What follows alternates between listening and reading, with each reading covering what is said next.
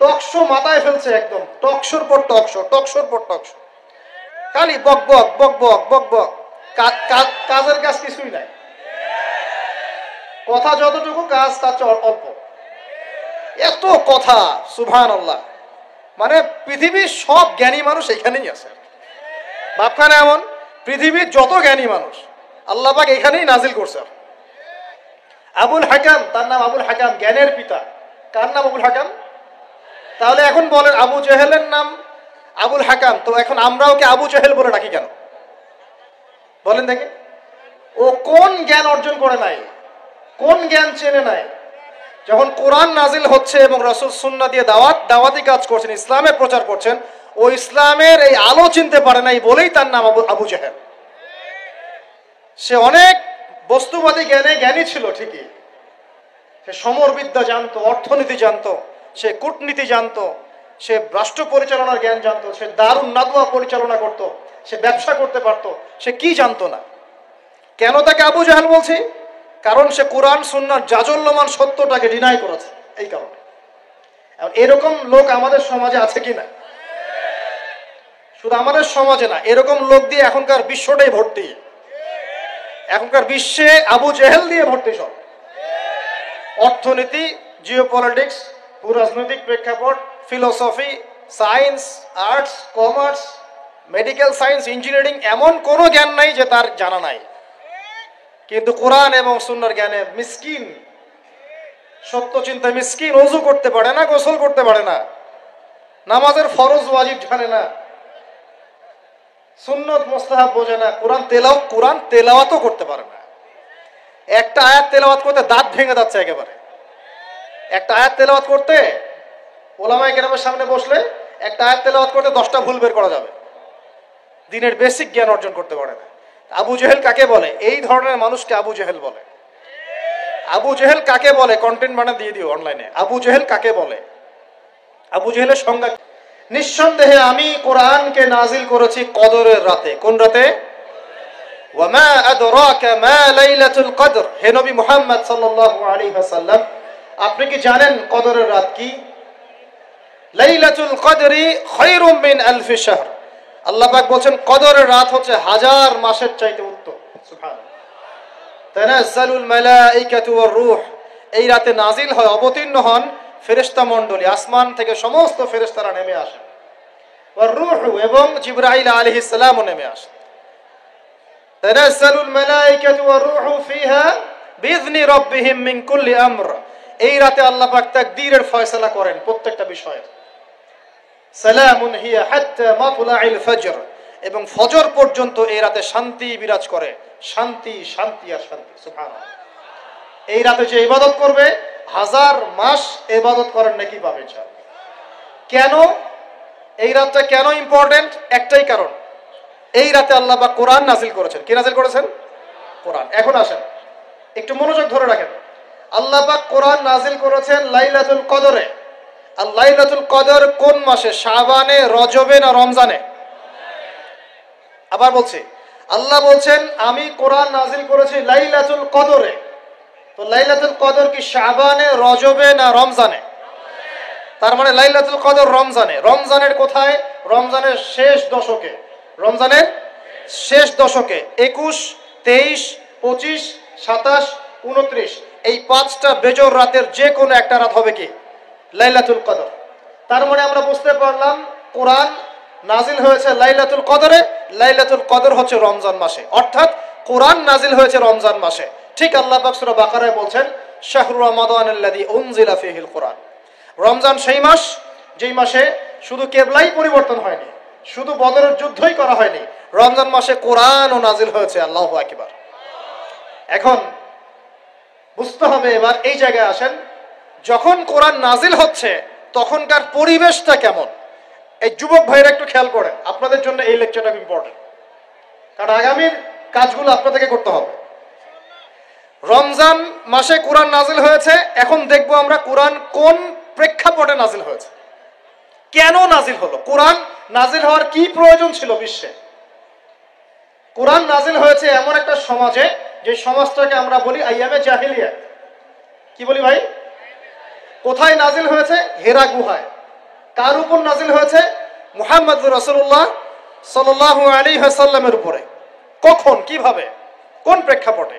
প্রেক্ষাপটটা এমন ছিল, ওই সমাজটা ছিল আবু জেহেলের শাসন। কার শাসন? আবু জেহেল মানে কি? আবু জেহেল কি তার নিজের নাম? তার নিজের নাম হলো আবুল হাকাম। নিজের নাম কি? আবুল হাকাম মানে কি? আবুল হাকাম মানে জ্ঞানের পিতা। সোজা বাংলা ভাষায় বললে আবুল হাকাম মানে বুদ্ধিজীবী।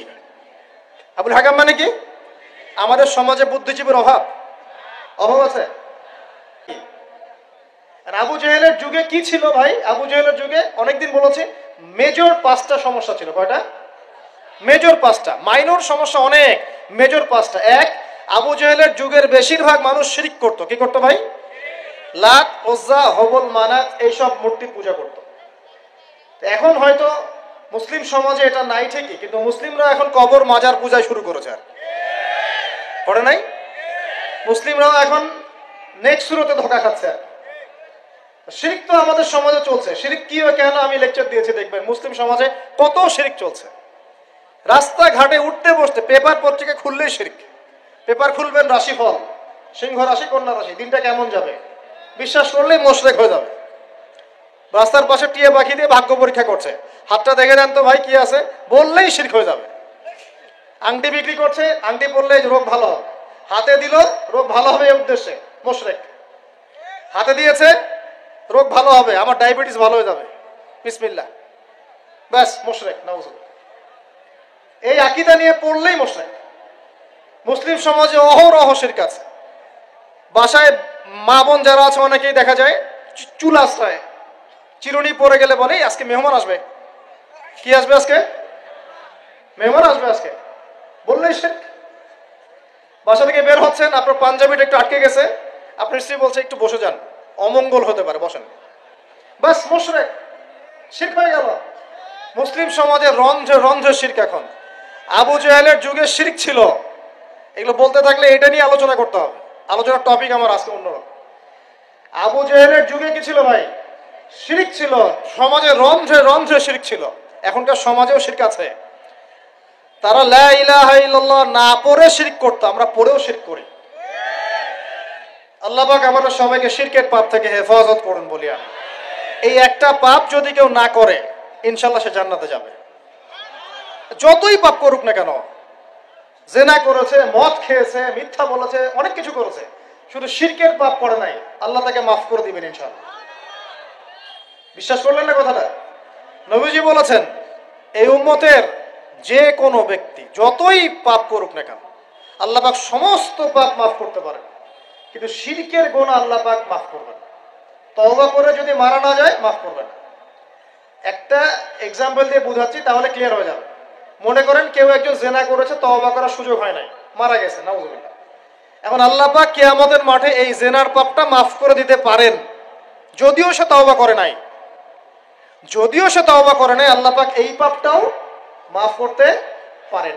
কিন্তু একজন ব্যক্তি শিরক করেছে, তওবা করে নাই, কিন্তু এই অবস্থায় যদি কাল কিয়ামতের মাঠে আল্লাহর সাথে সাক্ষাৎ করে, আল্লাহ তার গুনাহ মাফ করবে না। এই শিরক আর অন্য পাপের এই হলো পার্থক্য। তাহলে সবচেয়ে কোন বিষয়টা থেকে আমাদের বেঁচে থাকা উচিত ভাই? শিরক কি ও কেন, একটা বই পাওয়া যায়, কিনে নেবেন। কিতাবুত তাওহীদ একটা বই আছে, পড়ে নেবেন। কুরআন সুন্নাহর আলোকে বিশুদ্ধ আকীদা, এরকম অনেক বই পাওয়া যায়। আর আকীদা সংক্রান্ত একটা অনবদ্য বই হলো আল আকীদা আত-তাহাওয়িয়া। এই 4-5টা বই পড়লে আপনার শিরকের কনসেপ্ট ক্লিয়ার হয়ে যাবে ইনশাআল্লাহ। আল্লাহ পাক আমাদেরকে পড়াশোনা করার তৌফিক দান করুন। এবার আসেন, আবু জেহেলের যুগে ছিল সুদ। সুদ সুদ বোঝেন কিনা? 100 টাকা দিলাম, 105 টাকা দেওয়া লাগবে। 1 লাখ টাকা দিলাম, 1,01,000 টাকা দেওয়া লাগবে। 1,01,000 টাকাও যদি দেন, ওই 1 টাকাই সুদ। সুদ তো আমরা বুঝি না। এখন তো পেপার মানির মধ্যেও সুদ আছে, ইলেকট্রনিক মানির মধ্যেও সুদ আছে। সামনে একটা আসবে অচিরেই, ক্রিপ্টোকারেন্সি, বিটকয়েন, ওটার মধ্যেও সুদ থাকবে। আর সুদ ভিত্তিক ইকোনমিক সিস্টেম দিয়ে পুরো বিশ্বটাকে অক্টোপাসের মতো একদম পেঁচে ধরা হয়েছে আর কি। মানে এটা যদি ওয়ার্ল্ড হয়, এটাকে চেপে ধরছে এভাবে, সুদ দিয়ে এভাবে চেপে ধরছে। আপনি বেরিয়ে হইতে পারবেন না এখান থেকে, বের হতে পারবেন না এখান থেকে। যারা ওই যে মার্শাল আর্ট প্র্যাকটিস করে ওরা জানে কিছু লক আছে, লক। মানে যখন 1-on-1 ব্যাটেল হয়, রিংয়ে, যারা বক্সিং খেলে, মার্শাল আর্ট জানে, রেসলিং খেলে, এরা কিছু লক করতে পারে। লক মানে কিছু মারবে না আপনাকে, জাস্ট লক করে রেখে দিয়ে নড়তে পারবেন না, বুঝছেন? তো এরকম লক করে রেখে দিছে পুরো বিশ্বটাকে। এখন সুদ, বের হতে পারবেন না আপনি। বের হতে পারবেন কোথায়? যদি মনে করেন আপনি খুব এই যে গ্রামে বাস করছেন, এখানে সমাজের লেনদেন করেন না, নিজে চাষবাস করে নিজে খান, তখন আপনি হয়তো বেঁচে থাকতে পারবেন। মার্কেটে গেলেই সুদে পড়তে হবে আপনাকে। এটা কি পসিবল? একা একা থাকা সম্ভব? অতএব সমাজে থাকতেই হবে। এখন সমাধান কি? ফাত্তাকুল্লাহ মাস্তাতা'তুম, সাধ্যমতো আল্লাহকে ভয় করেন, সাধ্যমতো আল্লাহকে ভয় করেন। ইচ্ছা করে সুদের সাথে সম্পৃক্ত হবেন না। যদি অনিচ্ছাকৃতভাবে সুদের অর্থ চলে আসে, যদি জানেন এটা সুদের, ছেড়ে দেন, এটা ছেড়ে দেন। ওইটা দিয়ে পাবলিক টয়লেট নির্মাণ করে দেন, তাও খায়েন না আল্লাহর ওয়াস্তে। কারণ নবীজি বলেছেন সাল্লাল্লাহু আলাইহি ওয়াসাল্লাম, এক দিরহাম যে ব্যক্তি সুদ খায় সে যেন 36 বার জেনা করলো। এটা সহিহ বুখারীর হাদিস, উলামায়ে কেরাম জানেন। যে ব্যক্তি এক দিরহাম সুদ খেয়েছে সে যেন 36 বার জেনা করেছে। একবার জেনা করেছে, আপনি জানেন, কথার কথা বললাম যে কারো পরিবারের কোনো এক মেয়ে বা ছেলে জেনা করে ফেলেছে, নাউজুবিল্লাহ, আপনি ধরা পড়েছে এলাকার মধ্যে, মানুষ তাকে কি সম্মানের চোখে দেখে? ভবিষ্যতে সে যত ভালোই হয়ে যাক না কেন, ওর ঘরে বিয়ে দেওয়ার সময় মানুষ হাজারবার চিন্তা করবে, তাই না? তাই না বিষয়টা? মনে করেন একটা মেয়ে জেনা করে ফেলেছে, আল্লাহ না করুক, নাউজুবিল্লাহ, এটা জানাজানি হয়ে গেছে, ওর ঘরে কি বিয়ের প্রস্তাব আসবে পরে? যদি ভালো হয়ে যায় তাও আসা খুব ডিফিকাল্ট। আল্লাহর মুমিন কোনো বান্দা যদি চিন্তা করে, আচ্ছা আগে পাপ করেছিল, মাফ চেয়েছে, তওবা ইস্তেগফার করেছে, আমি তাকে বিয়ে করব, সেটা আলাদা বিষয়। কিন্তু স্বাভাবিকভাবে কিন্তু সমাজ এটাকে গ্রহণ করে না। তো একটা জেনার ক্ষেত্রে আমরা এইভাবে মানুষকে দেখি, আর এক দিরহাম সুদের বিনিময়ে আপনি 36 বার জেনা করছেন। আল্লাহ আমাকে হেফাজত করুন, আল্লাহ আমাদের সবাইকে হেফাজত করুন। দূরে থাকতে হবে, থাকার চেষ্টা করতে হবে। তো আবু জেহেলের যুগে এরকম সুদ ছিল, এখনকার বিশ্বে রন্ধ্রে রন্ধ্রে।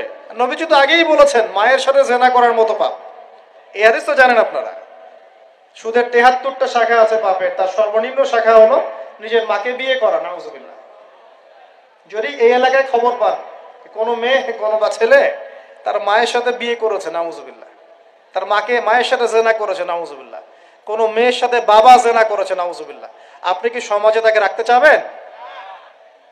আপনি তো আইন শাসন কোনো কিছুর পরোয়াই করবেন না, গণপিটুনি দিয়ে মেরে ফেলবেন। আপনি এই কাজ করবেন না?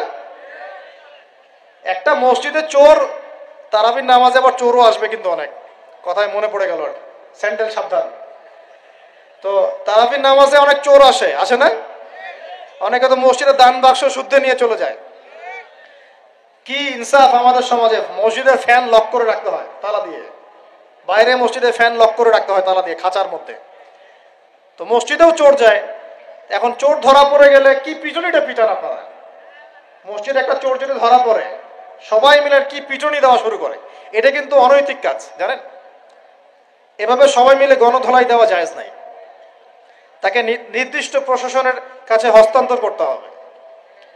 যদি এখন বলেন প্রশাসন বিচার করছে না, সেটা তাদের ব্যাপার। ও যদি ফাঁকফোকর দিয়ে বের হয়, সেটা ওদের ব্যাপার, এই গুণার দায়ভার তাদের। আপনি যদি নিজের হাতে শাসন তুলে নেন, সমস্যা আছে। এভাবে ইসলাম এটাকে জায়েজ করে না। ওর হাত কেটে ফেলার বিধান আছে, তাই না, কোরআনে? এটা আপনি করতে পারবেন না। এটা ইসলামিক আদালত করবে, ইসলামিক আদালত। সবাই যদি আইন হাতে তুলে নেয় তাহলে তো সমাজে বিশৃঙ্খলা হবে। এই জন্য এই সুযোগটা ইসলাম দেয় নাই।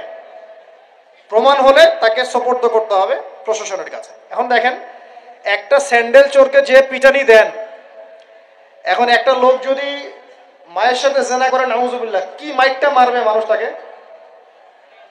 এখন সুদের মধ্য দিয়ে নবীজি বলছেন সবচেয়ে নিম্ন পাপ হলো নিজের মায়ের সাথে জেনা করা। বলি নাউজুবিল্লাহ। আমরা অ্যাভেলেবেল কাজগুলো করছি, এই বোধোদয় আমাদের হচ্ছে না, কারণ কলব মরে গেছে। কলব কি হয়েছে ভাই? মরে গেছে। কলব জিন্দা করতে হবে। কলব জিন্দা করার জন্যই রমজান, কলব জিন্দা করার জন্যই কোরআন, এবং কলব জিন্দা করার জন্যই বেশি বেশি মওতের ফিকির।